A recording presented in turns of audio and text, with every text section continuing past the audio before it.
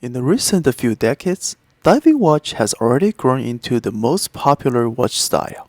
In this video, we'll take the two most iconic luxury diving watches, both born in 1953, to discuss about the balance between aesthetics and functionality in diving watch development. Hey, what's up? This is Bo at BarakudaTime, a hub of watch and travel enthusiasts. Please subscribe to my channel and turn on notifications to receive weekly updates. There's no doubt that in the recent 20 years, diving watch has already grown into the most popular watch style. We have previously made a video about the reasons behind the growth of diving watches. Please feel free to check it out. In this video, we'll take the classic and modern Rolex Submariner 126610LN and Blancpain 50 Fathoms 5015 titanium to make comparisons and feel the trend of diving watches. Rolex Submariner is an icon, worn by adventurers, world leaders, and even James Bond.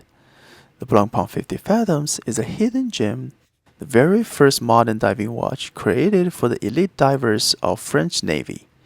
If you are in the market for a high-end diving watch, or simply want to get some insights into the trend of diving watch development, this is the video you don't want to miss.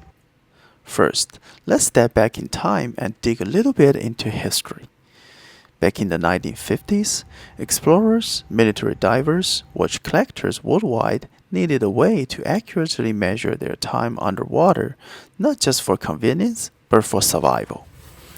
Blancpain worked with the French Navy's elite combat swimmer unit and created the first modern diving watch. This watch also sets the benchmark of diving watches, which has the rotating bezel, allowing divers to track their time underwater accurately, a highly legible dial, oversized markers, luminescent hands for readability in murky waters, automatic movement, eliminating the need to manually wind the watch before a dive, and a double-sealed caseback to prevent water intrusion, ensuring true water resistance. Blancpain named this watch by its original depth rating, 50 fathoms, which is 91 meters or 300 feet. It was the maximum depth considered safe for combat divers at that time. Meanwhile, over in Switzerland, Rolex was already making waves in waterproof watch technology. Their Oyster case, introduced in 1926, was the first truly water-resistant wristwatch case. In response to the rise of recreational and professional diving demand, Rolex wanted to create a watch that could accompany professional divers into the depths of the ocean. So, the first Rolex Submariner reference 6204 debuted at Baselworld 1954, featuring a 100-meter depth rating, an industry first at the time, a rotating bezel inspired by Blancpain's 50 Fathoms but with a more robust case construction, and a simple, ultra-legible black dial with luminescent hour markers for deep-sea readability. The Submariner quickly transitioned from a professional diving tool to a pop culture legend. Over the decades, the Submariner found its way onto the wrists of Steve McQueen, Pablo Picasso, and even US presidents. Today, the Submariner is arguably the most recognized and sought-after diving watch ever made. So, with Blancpain pioneering on the diving watch development and setting the benchmark mainly for elite military, Rolex created the worldwide icon that brings diving watches from depths of the ocean to boardrooms and black tie events, and everywhere in between. Being versatile is also the major development trend of diving watches. With the modern versions of both watches, let's first focus on the design and aesthetics. As pioneered by Blancpain and widespread by Rolex, unidirectional rotating bezel and the highly legible dial with strong luminescence are the two major characters of diving watches. In the past half a century, these characters are only enhanced. With the strong progression of material science and engineering in the past few decades, to make the watch more durable, both brands have made unique and bold explorations.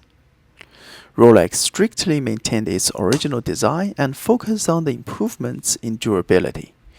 More anti-corrosive stainless steel is used to make the case, For the bezel, Rolex developed scratch-resistant ceramic to replace the original aluminum bezel, with the exact same design of 120 clicks, markers, and numbers.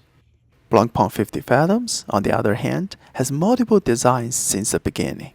In 2007, Blancpain released its first modern 50 Fathoms in stainless steel, which sets the design of 5015, 5010, and 5008 series. To improve durability of the case, Blancpain chose to explore other metal materials. The one we have in this video is the titanium version, which was released in 2018. For the bezel, Blancpain chose sapphire to maximize scratch resistance. In addition to a luminescent hand and indices, Blancpain also added an aggressive amount of luminescent materials in the markers and numbers on the bezel, which makes the watch look stunning in dark. If we compare the two watches side by side, it is clear that Submariner is a good-looking, durable luxury tool watch, while 50 Fathom is a visual masterpiece with glossy and almost liquid-like sheen bezel. Another aspect that strongly presents the different styles between Submariner and 50 Fathoms are the movements. Inside Submariner, the movement kept developing in accuracy and power reserve. The current 3235 caliber beats at 4 Hz frequency and plus-minus 2 seconds per day accuracy and 70 hours power reserve. However, what has not changed was the close-back design, a strong claim as a tool watch. 50 Fathoms, on the other hand, has been using the iconic 1315 caliber. It beats at 2 Hz with 120 hours power reserve, making it a powerhouse for long-term wear. It is also worth noticing that the caliber is perfectly polished and decorated. This high-end caliber is visible through the sapphire caseback. So, from the observation of movement, the same conclusions could be drawn. Submariner is focused on durability and low-key, while 50 Fathoms maximizes its beauty and luxury on all aspects. Then, let's put both watches on the wrist. I know many of you would think my wrist size is too small for either one. My wrist size is 6.5 inches, and I have made a separate video to discuss about the suitable watch size for your wrist, so I will not expand on that topic here. Let's just compare the style of these two iconic diving watches. Submariner case is 41mm in diameter and 12.3mm in thickness. It is a perfect balance between tool watch ruggedness and everyday wearability. The flat sapphire crystal and polished case surface bring up a luxury shine from a distance. 50 Fathoms 5015 employs a 45mm case. Thanks to the light titanium case and curved lugs, this watch wears a lot more comfortable than expected. The brushed surface gives it a more understated luxury feel.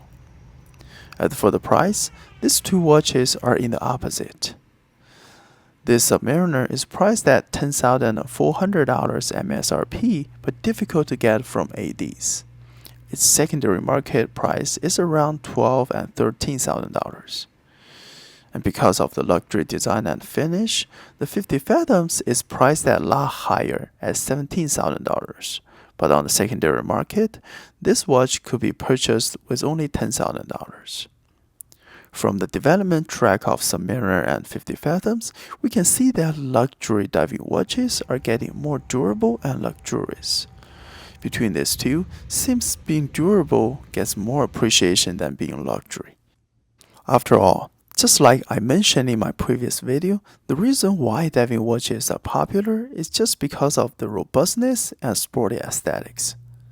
Moving forward, I do expect Submariner being loyal to its original design and keep progressing on durability. The modern 50 Fathoms will keep expanding on the models in different sizes, materials, and dial colors to suit different people's needs. As for the diving watches, I believe it will continue to expand its shares in the entire watch industry. Do you have either or both of these diving watches? Which one do you prefer? Please leave your answer down below in the comments.